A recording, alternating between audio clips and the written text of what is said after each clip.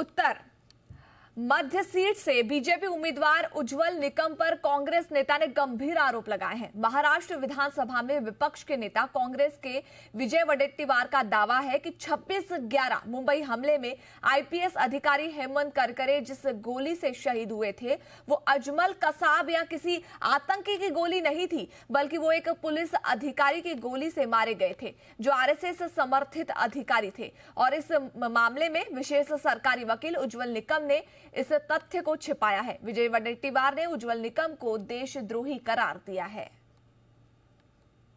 हेमंत करकरे साहेबांचा ती गोळी कसाबच्या बंदुकीतली नव्हती, कुठल्या अतिरेक्यातली नव्हती, तर ती गोळी एका पोलीस अधिकाऱ्यांची होती, आरएसएस समर्पित। त्यावेळेस ते पुरावे लपवणारा देशद्रोही कोण असेल तर तो उज्जवल निकम आहे। आणि अशा देशद्रोह्याला जर तिकीट भारतीय जनता पक्ष देत असेल तर मात्र हे देशद्रोह्यांना पाठीशी घालणारा पक्ष आहे का, हा प्रश्न येतोय। तो वहीं देखिए, कांग्रेस नेता के आरोपों पर उज्जवल निकम ने कहा है कि मेरी उम्मीदवारी से डरी हुई है कांग्रेस। निकम ने कहा कि कोर्ट में कसाब ने खुद बयान दिया था। किस तरह से देखते हैं इस बयान को? देखिए, इसका मतलब साफ है कि जैसे ही मेरी उम्मीदवारी घोषित हुई उसके 2 दिन के अंदर ही इस प्रकार की बयानबाजी अपोजिशन से शुरू करनी। इसका मतलब है कि मेरी उम्मीदवारी से डर गए।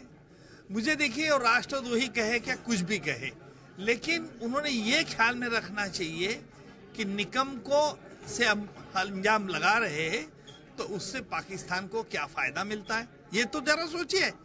आपने क्या कहा कि कसाब के मटन बिरयानी के बारे में कहा, आपने क्या कहा कि जो करकरे कामटे साड़सकर मर गए इसके बारे में सबूत मैंने कोर्ट के सामने पेश किया।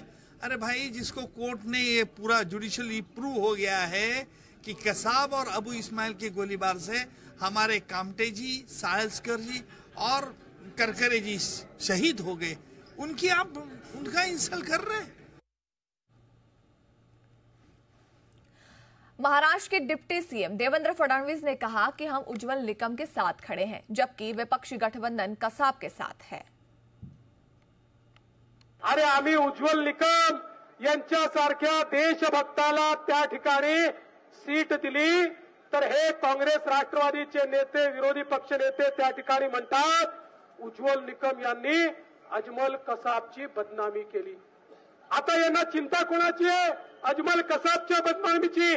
ज्या अजमल कसाबने मुंबईमध्ये येऊन बॉम्बस्फोट केले त्या अजमल कसाबची यांना चिंता आहे। अरे महायुती उज्जवल निकमांच्या मागे आहे आणि ही महाविकास आघाडी अजमल कसाबच्या मागे आहे। तुम्हाला निर्णय करायचा आहे कोणाच्या पाठीशी आपल्याला उभं राहायचं आहे।